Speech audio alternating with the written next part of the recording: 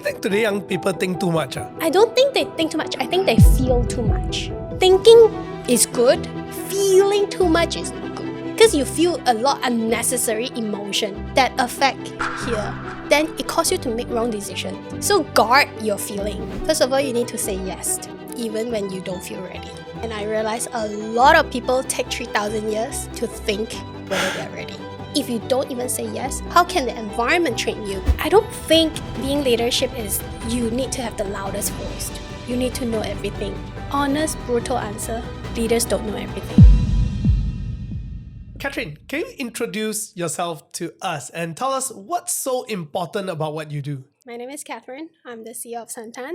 We are here to revolutionize the in-flight dining and to give passengers more options at a reasonable price in the sky.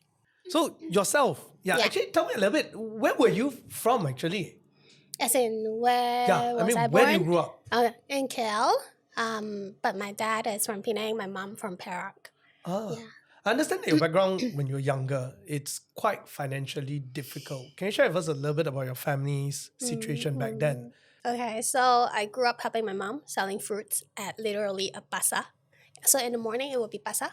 Not those pasar borong or whatever, it's the small pasar. Then at night would be Pasar Malam. Because you need to deplete the stock. If you don't get to sell in the morning, it will goes to wastage, right? So because we need to make more money, we need to reduce the wastage, then we need to sell and deplete at Pasar Malam. So at Pasar Malam, you have to shout lah. Because as a kid, right, if you shout, lelong lelong, people come to you. So it has advantage as a kid.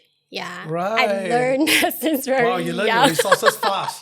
My mom learned it. I'm the doer, right? Nothing fancy. I think for as long as I study, I always help out my mom before after school because when I was a kid, you go to school in the morning, then you help out in the afternoon. Right. Then middle school, high school, if you have afternoon class, then you help out in the morning. It's always like a switch lah. Right. You know, I also grew up in a similar background, right? Where my family is quite poor. I still remember last time I was living in Kajang. And for me, at the point when I was living in Kajang, I didn't felt I was poor because that environment, mainly people are in the same category. Yeah, and even if rich people, because you're not in KL, they don't really spend like that. So it's quite the same. You don't really feel it. But when I moved to PJ, I understood I was poor because I saw the difference. Yes. So I was wondering, do you actually go through one phase like that in your life where you didn't quite know and then suddenly it just hit you that, hey, actually we are, not doing very well financially. Was there a phase like that? No. So ever since I have memory, ever since I know life, my mom has been telling me, because we are not just poor, we have debts. Because we have 5, inclusive myself, there's 5 of us in the family, plus my parents, right? So 7. Yeah. Not easy, to be honest with you, because they need to roll. Understand cash flow is very important, not just doing your business big, how you actually control the cash. So at one point, my dad failed to control the cash. Yeah, hence we need to live on debts. Right. So you need to, at one point, you need to make money to survive, all the kids need to go to school and eat. Then you also need to make money to pay back your debt. So we used to have loan shark to come to the store every day. Loan shark? Loan shark. But it's not like those scary loan shark and stuff, right? Because they were friends with my parents for so long already. Everybody became nice and friendly. And even loan shark has family. So sometimes they bring their kids to the fruit store.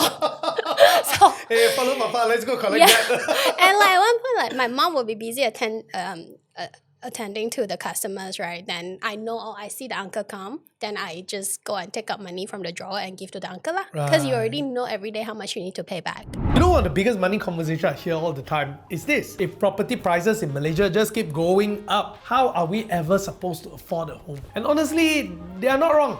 See, property is one of the biggest investments that we'll ever make in our lives. So here's the good news. Right now, Sunway Property just launched the Big Deal campaign and they are putting up to 10 million ringgit worth of cash rewards on the table. Yes, we're talking about 10 million ringgit. They're giving away prizes worth up to 396,000 and so much more.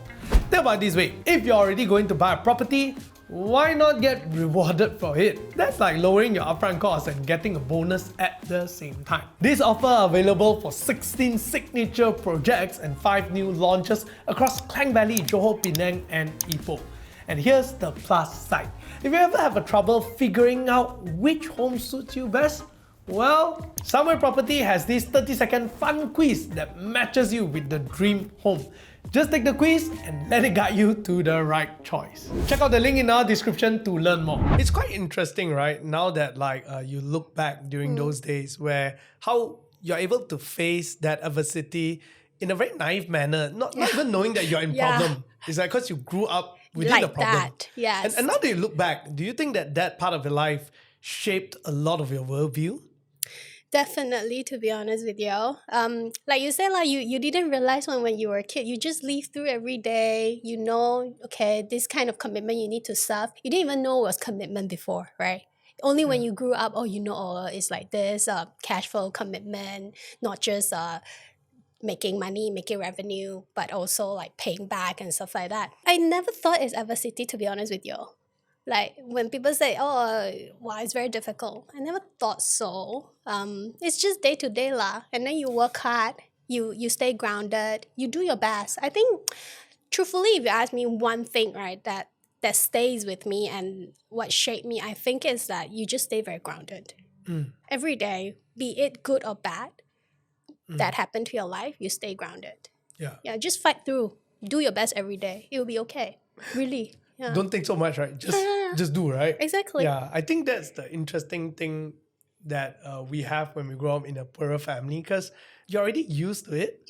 So I think number one, you develop some sort of appreciation to anything that's better because your baseline is already very low. Yeah. And it gives you that ability to be very resilient because I mean, it's just part of life, right? Yes. Yeah, you don't see any form of a big calamity as a catastrophical, life-dismissing problem, right? Exactly. Like, yeah, just do your thing. As long as it's not life and death, nothing gets that big. No, having said that, there is one very famous quote right now that a lot of people like to use. It will go in this kind of sense where our ability to deal with uncertainty will determine how successful we are. What are your thoughts about that? Actually, it's very important.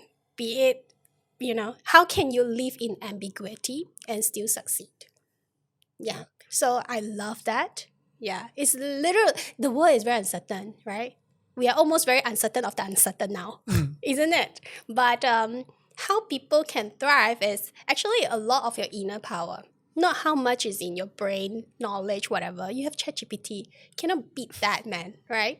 But how comfortable are you in spotting and holding on to that opportunity in the ambiguity and uncertain environment and make the best out of it? Do you think that ability is actually trainable or is born in? Because a lot of young people today, they find it really hard to do it. Like they can see you doing it and they go like, Catherine, wow, you can do it. And you're like, yeah, is that trainable or not? It is. Yeah. So how to get there if, let's say, someone find him or herself not having the ability to deal with uncertainty? First of all, you need to say yes, even when you don't feel ready.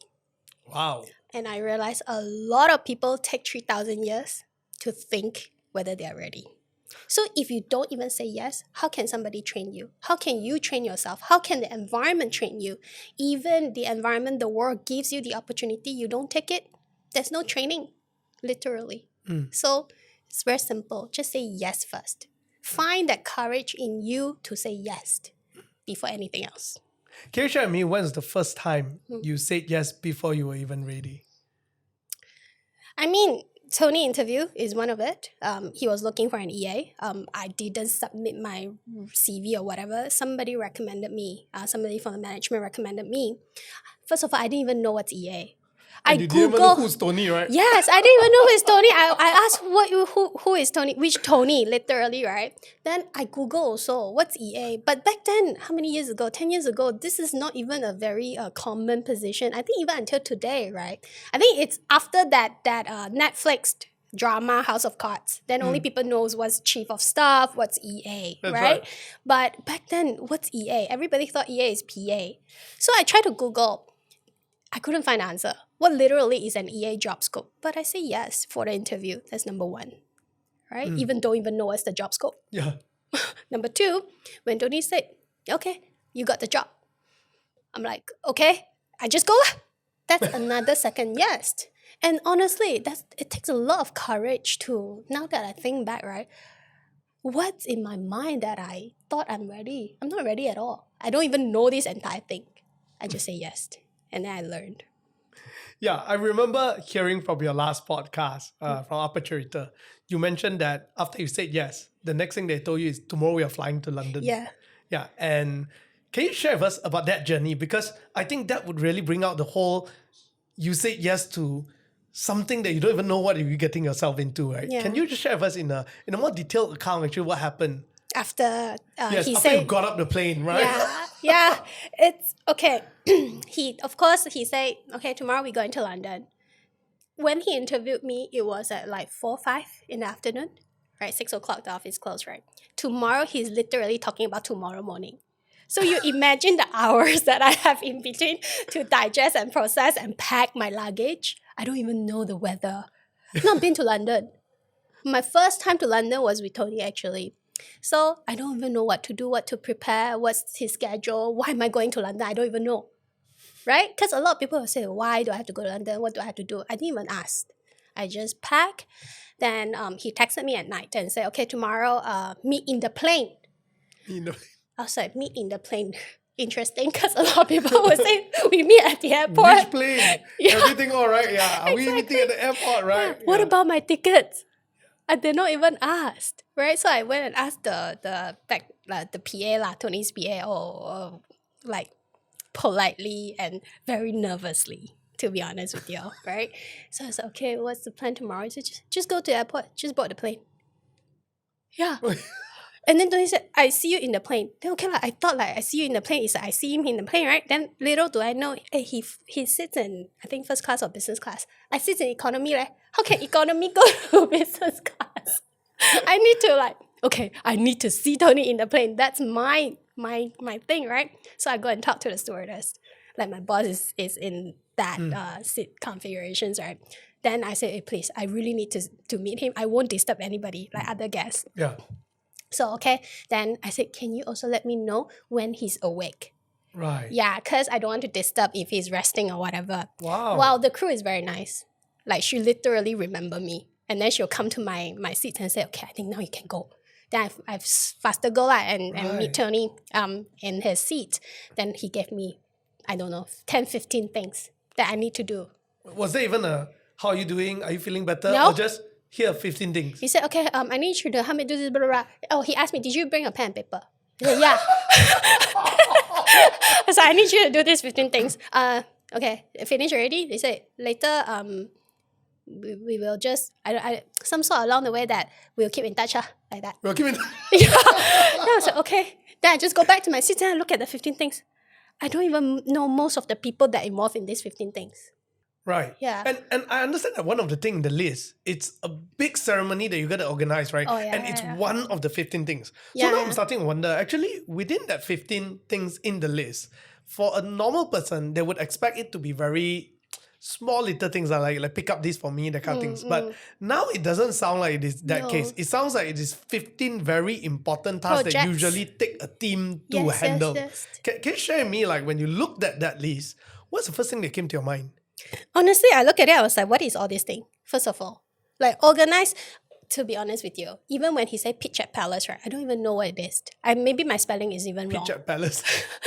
Maybe I even spelled it wrongly. Because I never heard of those kind of thing, ma.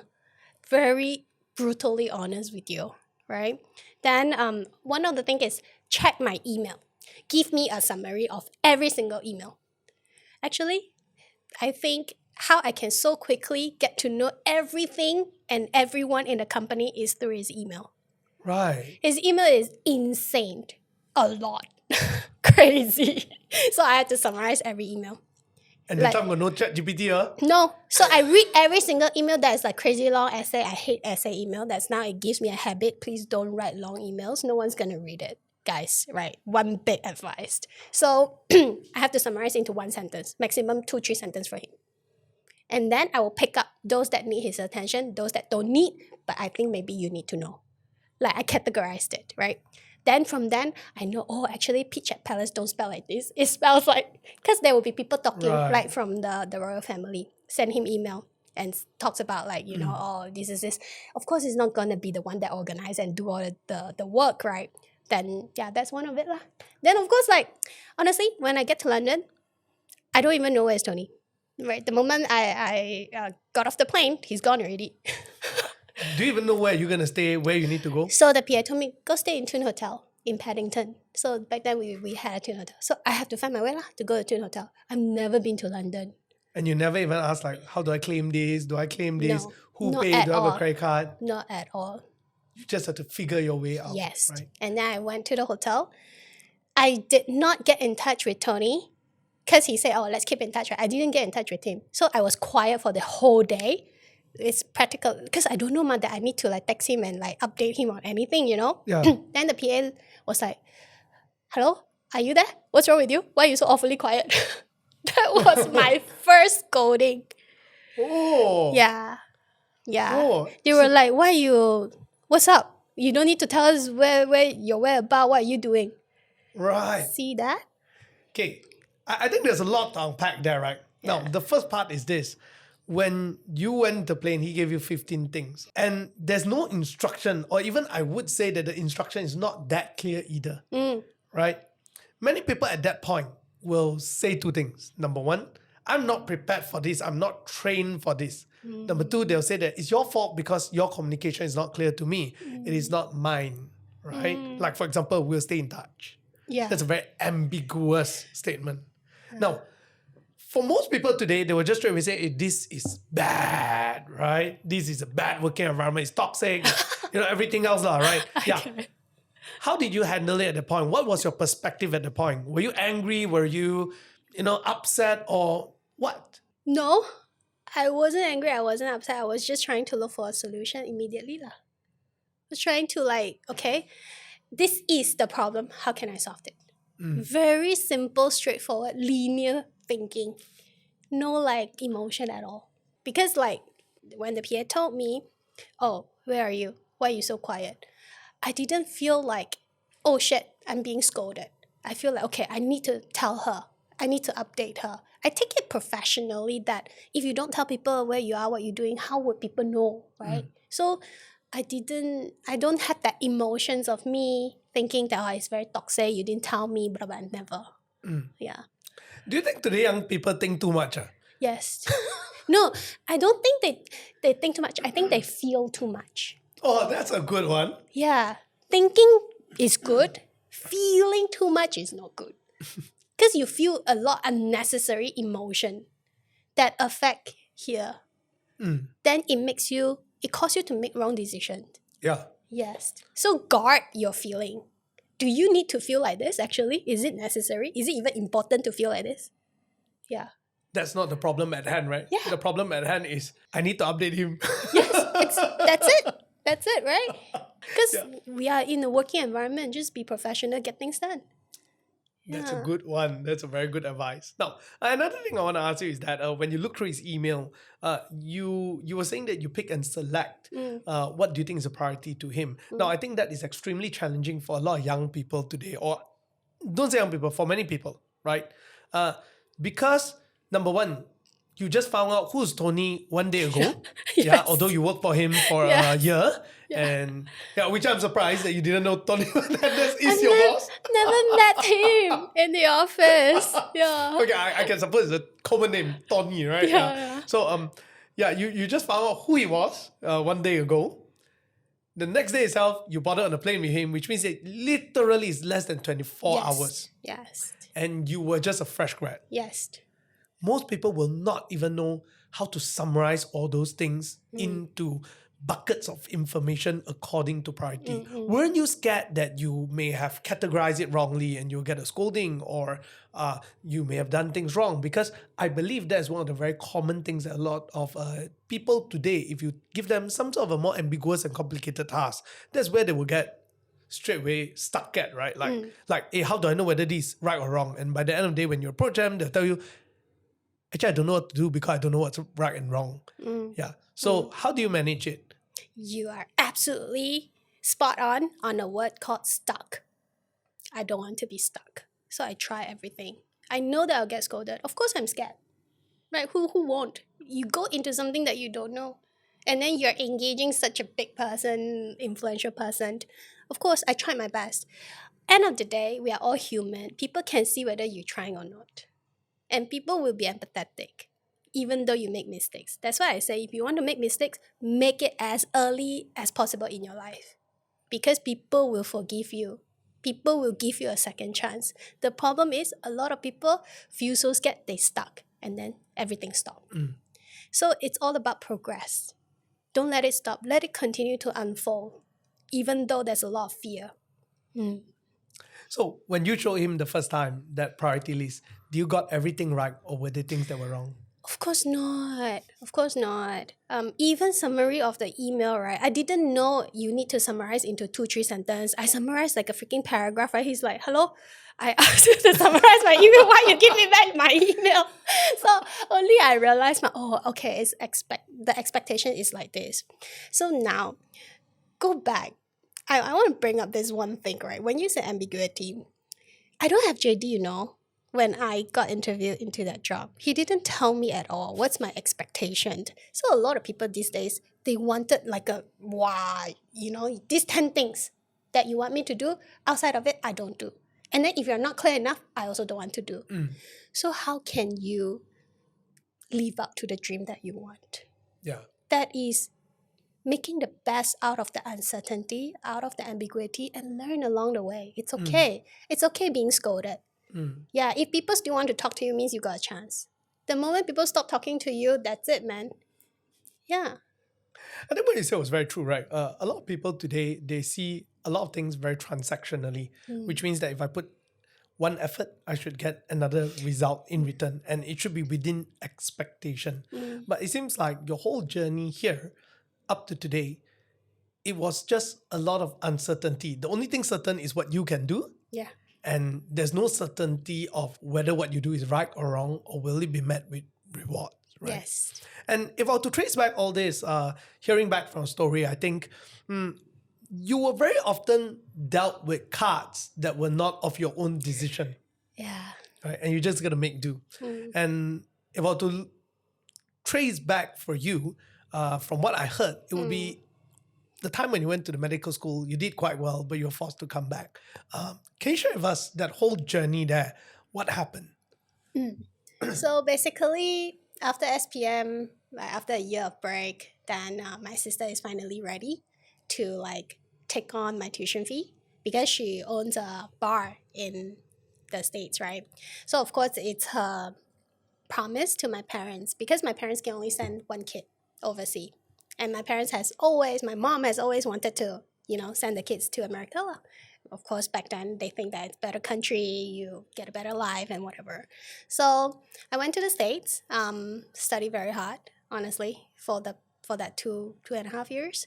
I worked 4 jobs though, four jobs at the same time to earn that opportunity, because my sister can only pay for partial of my tuition. Right, then I have to make my own living expenses, because that time the gas price very expensive. So I need to, make money to cover my gas, my food, everything, and part of the tuition lah.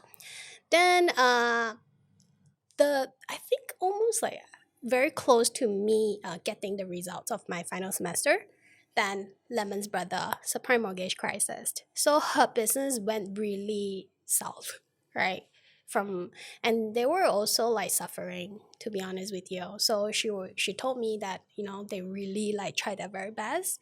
They can't afford my tuition fee, because my tuition fee is 3 times higher than the normal American. Then she asked me whether you want to go and look out at the financial support. Then of course she has a personal issues that she's dealing with and stuff. Then I really didn't want to add on more burden to her, to be honest with you. Then I thought, okay, you know what? Let's just cut it off. I want to move on lah, because there's no point. Because no way. Because back then there is no all this scholarship, right? They only sponsor the local Malaysia university, public university. They don't sponsor private, even within Malaysia. So it's really tough for me. Then I went to the counselor and said that I want to drop out, right? I want to withdraw lah. Then she's like, you sure? Because I scored a full CGPA for a MET program. Then she's like, they want to try look for a scholarship for me, but it takes months and they can't promise, right? They even wanted to talk to the Malaysian embassy in the States. Right. Then I was like, okay, I don't think I can wait because I was on student visa. Then okay, that whole maybe that whole journey, to be honest with you, that time how I felt was, first of all, I felt very terrifying and disappointing. To be honest, it's very disappointed because I worked so hard, for jobs to earn the opportunities, so that everything, suddenly just fell apart. It almost really felt like whatever. It's like when I was young, you work so hard already, but you never get just the normal things that people get. Of course, I felt very sorry for myself for a few days, to be honest with you. I felt very sorry for myself. Then, but very fast, I didn't want to stay in that pain. I will use the word pain because it's not easy to score full to gain that admission, and I was working at the same time when I was studying. But one thing that I really learned that I think is still in me is a fighting spirit. Because I didn't want to stay in that pain already, right? I told myself, you know what? I want to move on, even though it hurts so bad. Yeah. So I was pushing myself to move on, even when it hurts. And that is probably the most valuable lessons that I carry with myself until today. Not just in terms of, study, you work hard, you don't get it. Career, sometimes people think, wow, I put so much effort already. I don't get it. I don't get the return. I don't get the recognition. You don't celebrate my small wins. Personal relationship, sometimes people are not the right person for you. It hurts, but you need to move on. Yep. So that is something that I think I carry it with me all the time. I push myself to move on. Yeah. If there's a person right now who actually talks to you and say, hey, Catherine, I think this is not fair. It's not fair that I've put in all my effort. I wasted all my time. I've given all my best, but it's not met with the return that I wanted. It's not fair. What will you tell the person? Such is life. Life is not fair. But here's the thing. Life really has better plan if you stop controlling every detail of it. Really. Just trust in the process. Yeah. That's a good one. I think these days a lot of people tend to feel things are unfair, and very often at the face of it, they will choose to just give up and give up future effort as well. And I always remember this particular picture that I always see that we see, right? About these two people digging gold, and one just keep digging and decided to give up, and the other one is just so close, a little bit more towards the goal. If you had just dig a little bit further, it would be fun. See, if that time, honestly, if years ago someone told me, I would just go drop off from med school and start building a brand, I would really laugh so hard. I didn't have background, I didn't have any connections. How could I build a brand? Right or not? It doesn't make sense at all. But look at what happened today. Life happened, and honestly, one brave decision at a time. Let's just stick that to your brain. Be brave, be courageous. Just make that one brave decision at a time. Every single time, you get that one eventually. No, some people will also challenge this at times. They will say that, but Catherine, what if really you keep doing this and then it really got no payback until the day you die? What are you going to say to yourself? I have no regrets. I lived up to what I want. I lived up to what I believe and I dream of, and I make the best decision at that time already. I have no regrets. Yeah, I think that's a very good one. I think a lot of people don't understand the fact that sometimes when I talk to a lot of very successful people and people who have made it in life, I noticed one thing that they will say. They always say that we are very lucky. Yeah. So just yesterday I was with a friend. He built... He's a very famous investor among many angels, have many successful ventures and so on. And so as we were talking with the other entrepreneur, this guy say, hey, you're very, very good.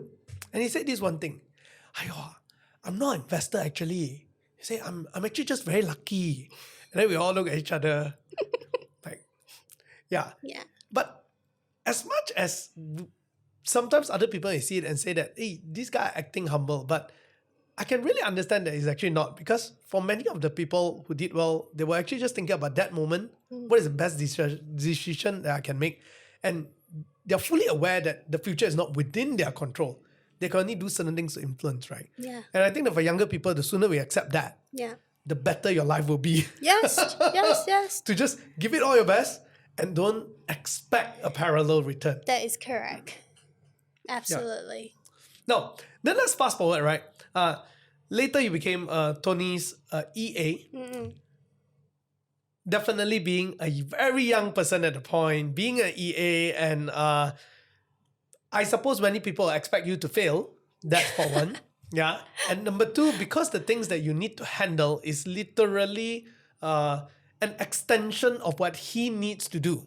So you are going into a position where you're carrying a presence that's way above your pay grade, way above who you are. And finally, because you are such a cute lady, you know, like, and you're a young girl, I suppose people they deal with are also like head of departments, other CEO of a younger branch, and so on, way more experience. They wouldn't have taken you seriously. How do you navigate that? 3,000%. Honestly, even until today, let's rewind back to like a few points in your questions, right? First of all, because you're so young, people don't take you seriously. It was true back then, right? Could it still be true today? Yep. As your position grows, you're always the youngest in your position. It's still true today. So it's really not about you being young. That's what people see you. You don't need to see yourself like that.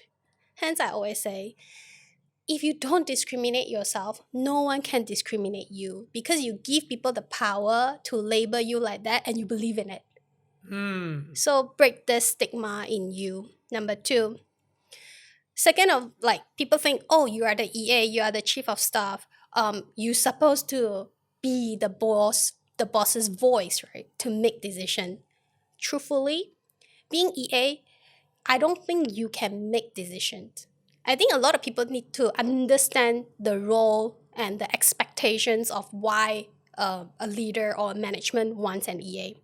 Not for you to help him make decisions. It's for you to help him do things that he doesn't have time to do and still get to the decision. That expectation very different, because the moment you think that, oh, you know, I represent the boss, that ego in you and the way you carry yourself and how people see you, it aligns. You know, people will see that, wow, you're very arrogant, you're very ego, wow, you're so young, but how can you be the boss hand to make decision? I don't position myself like that, to be honest with you. When I was an EA, I thought to myself, I'm just the bridge. I'm the bridge between Tony and all these CEOs, head of department, because one person needs to do so many things.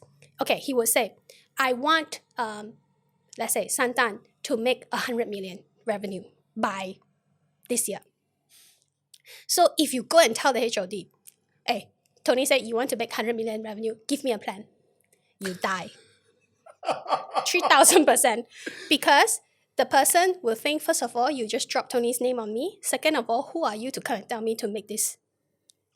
So if you think yourself as a bridge instead of just an instructor, you will go and listen first.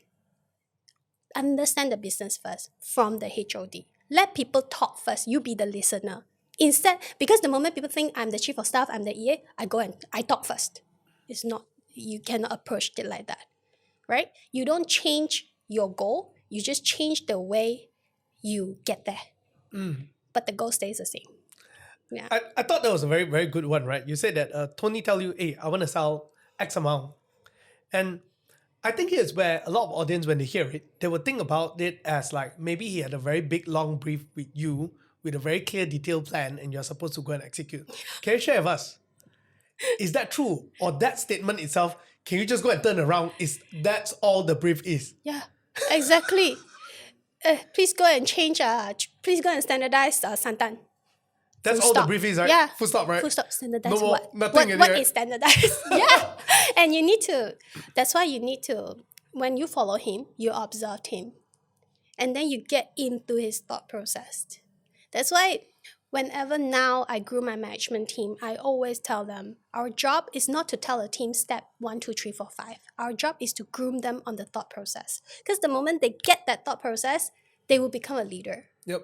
Yeah, so we don't need to teach people. People are so smart these days, really. The young generations are incredibly smart. And they got so much resources and backup in their life, right? They are seeing things that we never got to see in life. So they don't need you to teach them the steps. But how you actually enlighten them, how you actually help them see things from a different perspective.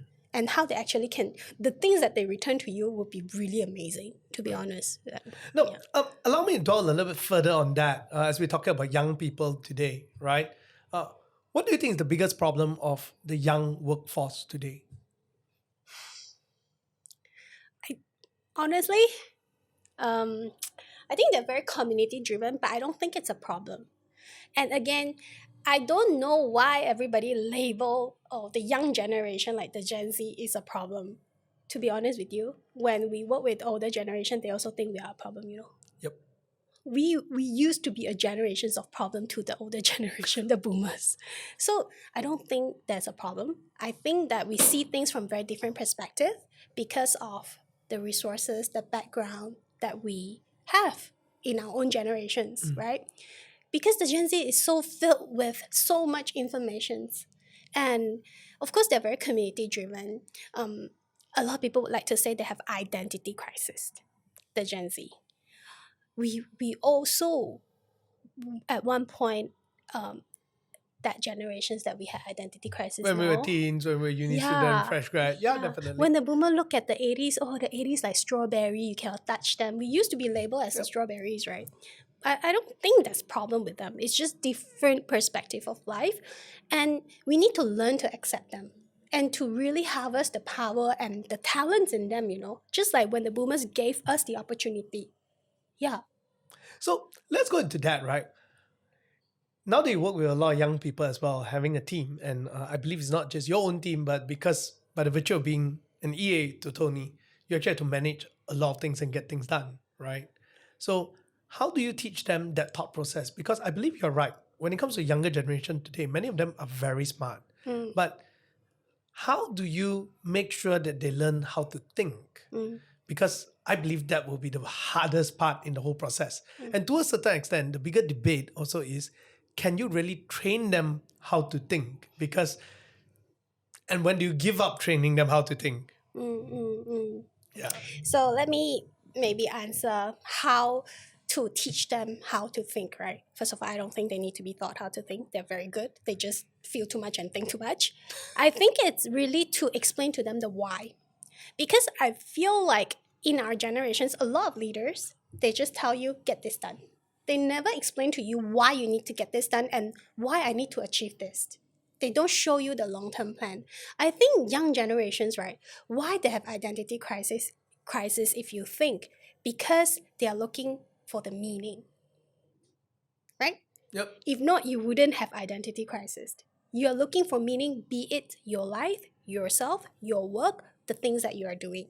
So by answering and telling them the why, they find meaning in it. Yeah, then you don't have to teach them how to think. Everybody can think. Yeah, so. Would you then say that if you have already explained to them the why and giving them the meaning of the job, and if they still can't do it, basically it just simply means that they don't buy into the why. That's correct. And therefore, there's no point then. Yes. Now it sounds like a much easier formula than the previous generation, right? Yeah. Because I just need to explain to you the why. You don't get it after a couple of times. It just means that you're not interested. Therefore, well, maybe it's not a good suit now. Because everybody's aspirations is different, right? I think what our generations and their generations, the biggest difference is that we are very obedient generation. According to us, but according to our earlier generation, they say we are not. Yeah, but we more obedient than them for sure. Not relative to them. Yeah. But albeit they are not that obedient, which is good. They get to live to the full potential of who they want to be. Yeah, also right? much more innovative. Yes. Yeah. And if they don't accept your why, maybe my why is wrong and it's not their why. It's fine, right? Everyone has different aspirations. Live it up to your full potential. Be the best of yourself every day. It's enough. Yeah. Don't need to follow the mainstream, then only it's correct. It's not true. Yep. Yeah. So for those of you who are managing Gen Z, if you find that you're always struggling with it, I think the answer is quite clear. Yeah. Just move on. Yeah, moved on. And like, Just move on. doesn't mean that you need to hate each other. It's That's okay. right. It's just different path of life. Yeah. Now that we turn back, we go back a little bit to the part of letting things get into your head. Just the other day, I was at church on a Sunday, and one of the sermon that was spoken was, my pastor gave this very interesting statement, right? She said that it is very important that when you gain maturity, here's what happened. When you take an order, you won't let it get under your skin. And when you give an order, you won't let it get into your head. Now, you have sat on both ends of the spectrums today, where you took an order and you had to execute. I think working with a CEO, there are days that he's not having a good mood. So I'm pretty sure not every time is a very nice discussion, right? While today, you're also sitting at the other end that you're giving orders. How do you not let ego get in your way? Wow, very, very good question. I think you need to keep it to your calling and your purpose. Like I always say this, right? People, the moment they get emotional, is because they forget the main purpose, the main goal, right? So there's a lot of noises along the way, right? That's when your emotions get in. When you give order, if you give it in a way that is because of ego, it will lead you the wrong way. But if you give order because this is the objective for the benefits of all, you will position it in a way that people will understand that it's nothing about you, it's just we need to get here, right? If you take order, I mean, I always like, I don't know whether this can be shown. When you do something, you do it not for yourself, you do it you look behind that purpose. Who are you doing it for? If you do it for yourself, you always feel like, oh, I'm being humiliated. You know, you don't use me the way that I should be used or the way that you hired me. Then it's wrong. Actually, a lot of the times, people don't mean that way. Right or not? They just think that, okay, get it done. Maybe the tone, the tonality, the way it's spoken, it has emotion in it. But we are all human. We have emotion. So if you can filter all this emotion and noises and just get it done, it's a very simple life. Linear thinking. Yeah, don't feel so much. Don't, what do we call it? Don't over analyze, a sentence and a word beyond what it's supposed to mean. Now, do you have any routines that you use personally? Because I think just as you say, we are all humans. It's hard to not let certain emotions get into us. Is there any routines that you use to make sure you keep that emotional hygiene? Good. I think, of course, I always, I say our roles change, our purpose don't change. Find that purpose of you, why you are here. There must be a purpose. Cannot be no purpose. Go and find the purpose is very important. Keep that purpose in one line. Every morning, I pray, meditate on that one line. Realign all your focus and energy in that. Of course, throughout the day, there's a lot of crazy things. It's okay. We are human, we feel, but come back. Always come back. Always remind yourself to come back. Use that one line and come back, right? That's how you keep sane. You like what you said. I love that. What emotionally sanity check? Yes. Yeah. I think there's a part that is usually very difficult because a lot of people are asking, what's my purpose of life, right? Yeah. We're going to get to that later in the part of this interview. But I want to continue the part of your story with Tony, right? Tell me honestly, how is it like working with Tony? Because I think everyone in front He is a very eccentric character. At least that's what he portrays to the media. Yeah. I believe there are good days, there are bad days. Yeah. Can you just share with me, right? What's the hardest part about working with him? Wow. Living in ambiguity, really, because I don't even think he knows what he's gonna do, like what's his next schedule. He would change it. He changes schedules all the time. But of course he needs to, right? Because he needs to deprioritize things based on the urgency, right? So you need to be comfortable to live in that ambiguity. But of course, if you observe enough, you can anticipate. So that's what one of the skill that I gained, right? That I still use these days to all these businesses that I manage and stuff. I have the habits to anticipate things of the decisions that we make today. Yeah. And a lot of people say, oh, because she's smart, because you guys have more experience. No. If you have more heart into observing, if I do this, what's going to happen? You will came out the same line that we say. You came out the same decisions that we make. Yeah. Just that people don't seem to care too much about important things. They care overly too much of the non-important things. Yeah. Such as a feeling, right? Yes. Yeah. Yeah. So, working with Tony is chaotic lah. You have to live in the ambiguity and make the best out of this whole uncertainties. Yeah. Yeah. I believe a lot of people in that moment, they will say that, hey, why they keep changing their mind? And they get very annoyed by it. Yeah. And then they just like, I don't know what you want. And in the end, they just decided not to do anything. Yeah. To wait until you can give you a certain answer. That's very bad. Yeah. I can tell you, it's very bad. Precisely one of the problems that we went through as a big group, you keep changing your mind. Honestly, the information that you had yesterday might not be a full information that you have today. Just because you made a decision yesterday doesn't mean today when I have more information, I don't change. As a leader, for the benefits of all, I change. Right? So I feel that is a good leadership. It's not like he has fickle-minded or we have fickle-minded. Because everybody information, quantity, volume, and quality is different at different time. So I think it's how this whole team and company realign to that objectives. That's why when say, oh, you don't know, you change so much, is emotion. But if you think that, oh, he didn't know that yesterday, he knew it today, so we should change. If you have that, everybody is okay. Because you get rid of the emotions of like the uncertainty. I feel like I hate it, you change it.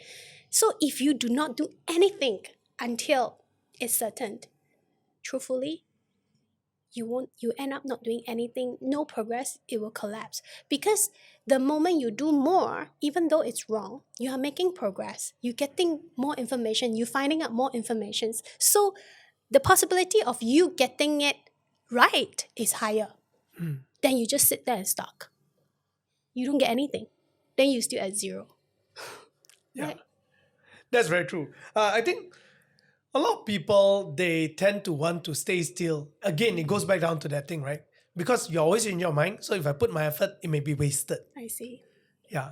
I think that's one perspective that a lot of people can't let go because they're too afraid of a wasted effort. I see. But I think it's very often we need to be able to see it as every single effort that you make, it will not go wasted because you learn something out of it. Yes. You learn what doesn't work. Yes. You learn what works better in certain situation, and eventually one day you're able to draw back those things and build up another strategy, right? And having said that, to say that it changed, it actually didn't quite change, just like what you say, because the purpose did not change. Yes. Which is, for example, if my goal is to build a brand like Santan, I want to sell more nasi lemak or whatnot, right? That goal didn't change. Maybe just the way I approach it changed because of new information emerged. Yes. Right? Now, so then this comes down to one thing, right? Because you have up close and personal seen that itself, how he lead a big group with so many moving parts, right? Because it grew so fast, right? What was the one thing about leadership that you learned from him? Especially when you look at things keep changing in the first hand. I bet the moment you go on the plane with you, he's telling you this plan, right? After the next meeting, he came out, he told you that plan wouldn't work. Yeah. I think we're going to change, right? Yeah. And what did you learn from him about like to lead in the midst of all this crazy change? I think first of all, you need to be able to communicate. with your staff. You need to tell them the why. Because trust me, everybody gets a ticket to sit in the room. Everyone is very smart already, right or not? It's just realigning the understanding is step one. Number two is that I don't think being leadership is you need to have the loudest voice. You need to know everything. Honest, brutal answer, leaders don't know everything. Brutal, right? That's why we need a team. We need more brains. So, really, essentially, I think leadership role is to create that space for people to feel safe to share what they know, be it by data or what they think they instinctively know. Because a lot of people are very scared. Oh, it's not data. I don't want to say it. Later I'm gonna scold, right? But it's not true. Because all these leaders, even my team, right, they are the one running day to day. They know what's going on ground. But maybe it's not backed by data. Let's say the customers happy or not happy, it's on their face. As long as the customer don't go and score you, you don't get the NPS. So if you don't get the NPS, but you see the customer not happy in front of you, that one thing is quantitative, another thing is instinct. So I feel like for us, right, we just need to give them the space to feel safe, that they're not being judged for saying what they instinctively know, right? And because you have so many smart brains in the room, I'm sure as a team, you come up with better solution and answer. So I think that's a leadership role, not just telling you this is what you need to do. I'm perfect, I know all the answer. No one knows all the answer. Be realistic. Yeah. It sounds like to me, when we are talking about leadership here, it comes down to two things. Number one, giving a clear direction, communicating it. And number two, creating an environment so that other people can help the organization get there.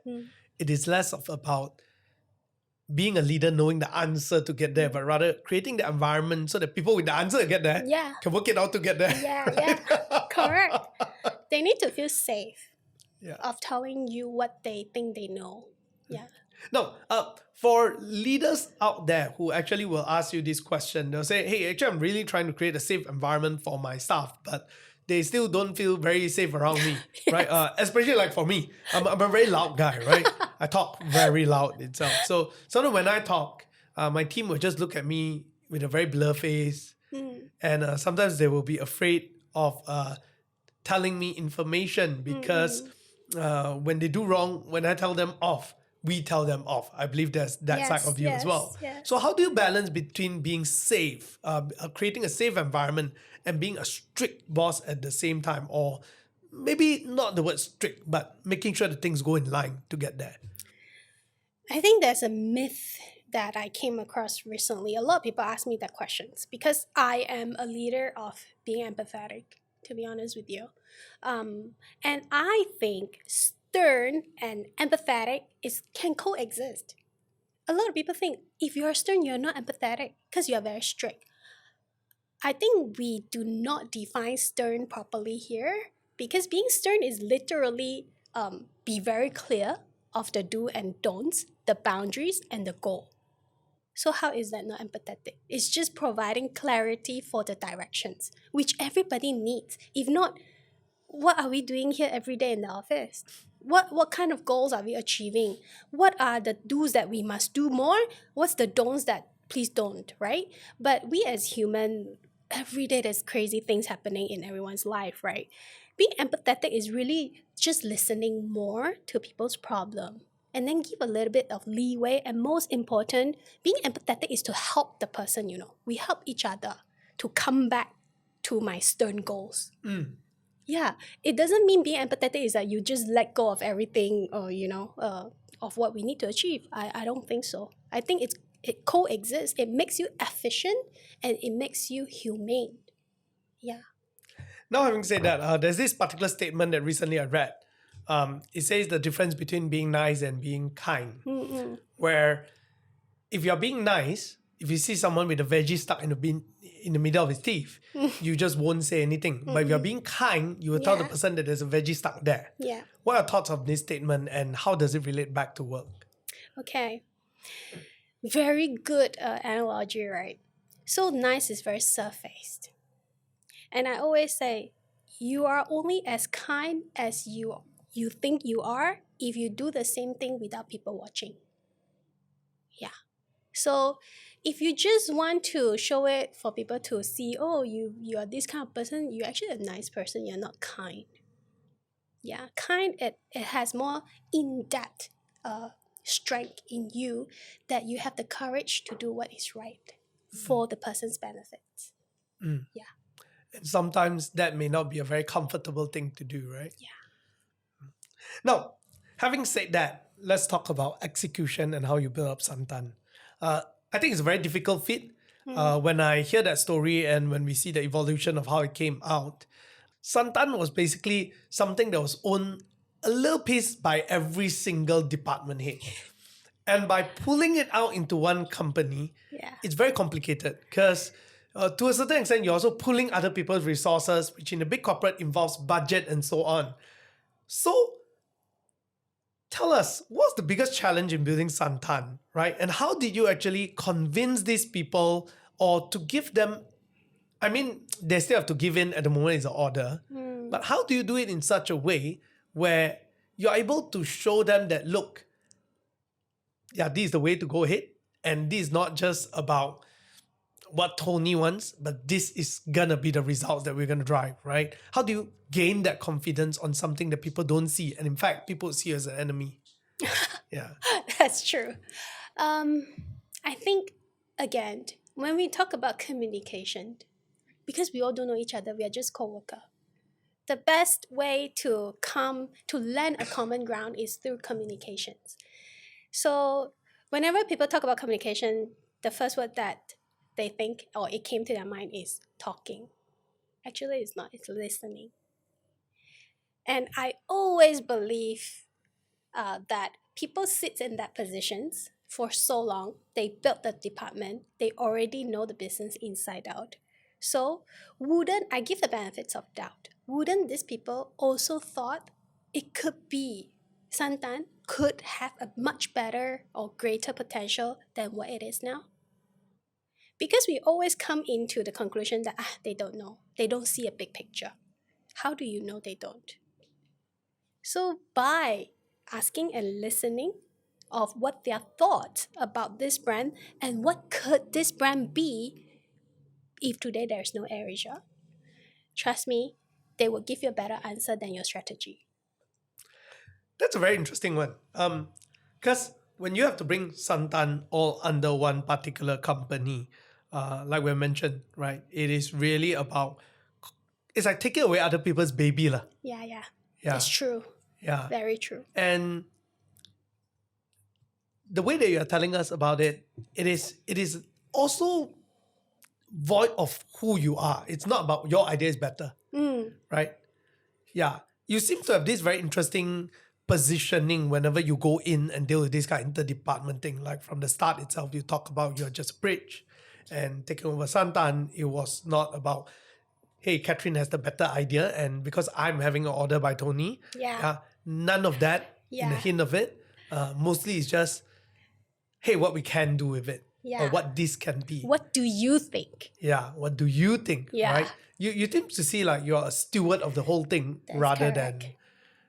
than you own the thing per That's se, correct. right? Yes. Now, where do you get that whole idea from, or how do you actually build yourself towards that direction? Because I think a lot of people, when they're pushed to do a certain task, especially in today's world, right? We talk a lot about building self-confidence. We talk a lot about knowing who you are as a person. We talk about knowing your value, that kind of thing, right? Yeah. And it seems to be a rather contradictory thing. Like people will say that, hey, just like people tell you, right? Because you're Catherine, you're smart. That's why you're going there, right? Because you're confident. They'll tell you all these kind of things, right? But in a lot of your conversation, you are not part of the whole equation from what I see, right? I also had some feelings, and that's right. I don't do it straight right to begin with. I'm not like smart lah. Come on. I don't come from Ivy League school or whatever. You make mistakes. Of course, the first time when you told that year-old, you thought, okay, Tony asked me do this, I asked you do this. Then you're gonna shot. When you got shot down, a lot of people give up already. But I know I need to pursue this road, So I need to find a solution that works. And then slowly only you land into, hey, actually, if you ask them what do you think, you get a better answer. And they actually tell you what you need them to do. And they do it willingly. It's through errors. There's no such beautiful, I'm not whatever influential people on earth, right? It's all through learnings, and don't give up and try and keep your goals straight. Change your plan, don't change your dream. Like I always tell people, keep your dream, change your plan, improvise it, right? To hit the objectives. That's one. Second is that one thing, right? Being steward. A lot of people think, oh, if the boss or the leader don't do anything, always ask us, what do you think? What do you think? Then this boss is useless. Right or not? A lot of people would have that common thinking, but actually it's not, because a good communicator, a good leader is somebody that can harvest the talent and the potentials of the person.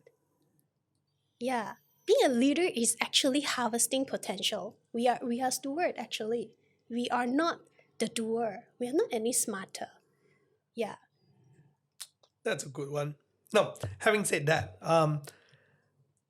today you have achieved a certain level of what many people see it as a success, right? I believe there's much more to go. But I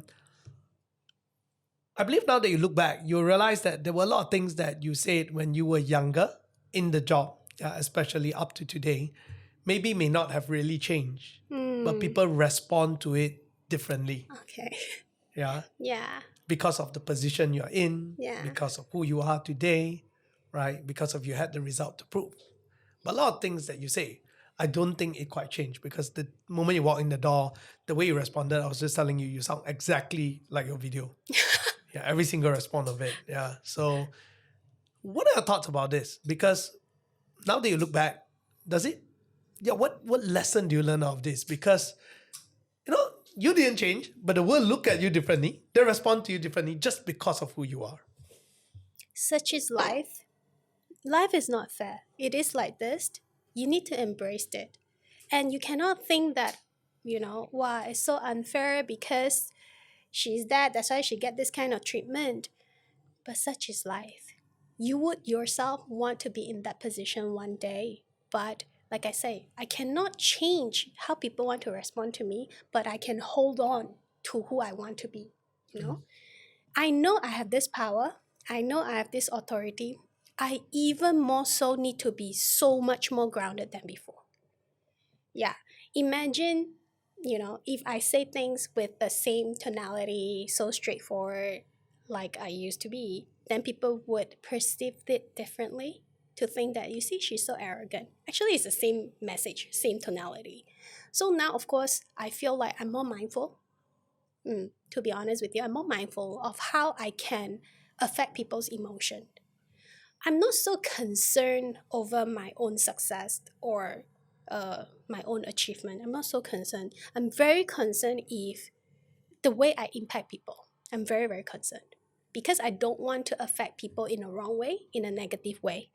So if I ever affect anyone's emotion, it does really hit me more than, oh, if today I fail the project.